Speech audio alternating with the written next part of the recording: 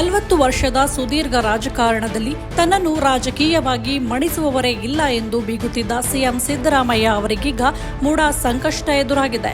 ವಿಪಕ್ಷಗಳು ಈ ಪ್ರಕರಣವನ್ನ ಇಟ್ಟುಕೊಂಡು ಪ್ರತಿನಿತ್ಯ ರಾಜಕೀಯ ಅಸ್ತ್ರ ಪ್ರಯೋಗಿಸುತ್ತಿದ್ದಾರೆ.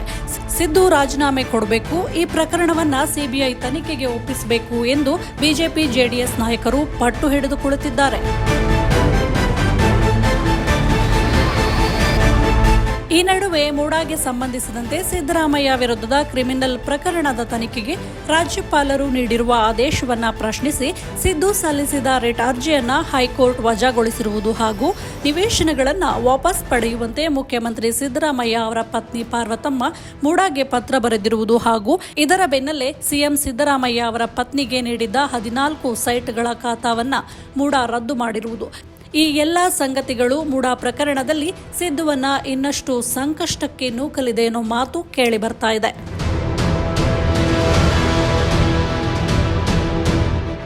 ಇದರ ಬೆನ್ನಲ್ಲೇ ರಾಜ್ಯ ರಾಜಕೀಯದಲ್ಲಿ ಇನ್ನೊಂದು ಚರ್ಚೆ ಆರಂಭವಾಗಿದೆ. ಅದೇನೆಂದ್ರೆ, ಒಂದು ವೇಳೆ ಸಿದ್ದು ಸಿಎಂ ಸ್ಥಾನಕ್ಕೆ ರಾಜೀನಾಮೆ ಕೊಟ್ಟರೆ ಮುಂದಿನ ಸಿಎಂ ಯಾರಾಗ್ತಾರೆ ಅನ್ನೋದು. ಚುನಾವಣೆ ಫಲಿತಾಂಶ ಬಂದ ಬಳಿಕ 2.5 ವರ್ಷ ಸಿದ್ದು ಹಾಗೂ ಇನ್ನು 2.5 ವರ್ಷ ಡಿಕೆಶಿ ಸಿಎಂ ಆಗ್ತಾರೆ ಅನ್ನೋ ಮಾತು ಕೇಳಿ ಬರ್ತಾ ಇತ್ತು. ಬಳಿಕ ಕಾಂಗ್ರೆಸ್ನ ಒಂದು ಬಣ ಮುಂದಿನ 5 ವರ್ಷವೂ ಸಿದ್ದುನೇ ಸಿಎಂ ಎಂದು ಹೋದಲ್ಲಿ ಬಂದಲ್ಲಿ ಹೇಳಿಕೊಂಡು ಓಡಾಡಲಾರಂಭಿಸಿತ್ತು.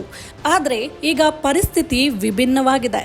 ಸಿಎಂ ಆಗೋ ಕನಸು ಕಾಣ್ತಾ ಇರೋ ಡಿಕೆಶಿಗೆ ಸ್ವಪಕ್ಷದಿಂದಲೇ ಭಿನ್ನಮತ ಎದುರಾಗುವ ಸಾಧ್ಯತೆಗಳು ದಟ್ಟವಾಗಿದೆ.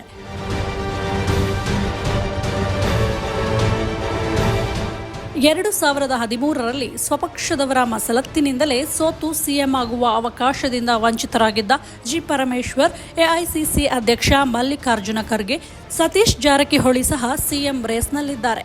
ಮೂಡಾ ಹಗರಣದಲ್ಲಿ ಸಿಲುಕಿರುವ ಸಿದ್ದರಾಮಯ್ಯ ಅವರು ಸಿಎಂ ಕುರ್ಚಿಯಿಂದ ಕೆಳಗಿಳಿತಾರಾ? ಕೆಳಗಿಳಿದರೆ ಮುಂದಿನ ಸಿಎಂ ಯಾರಾಗಬೇಕು ಅನ್ನೋದನ್ನ ಕಾಮೆಂಟ್ ಮೂಲಕ ತಿಳಿಸಿ.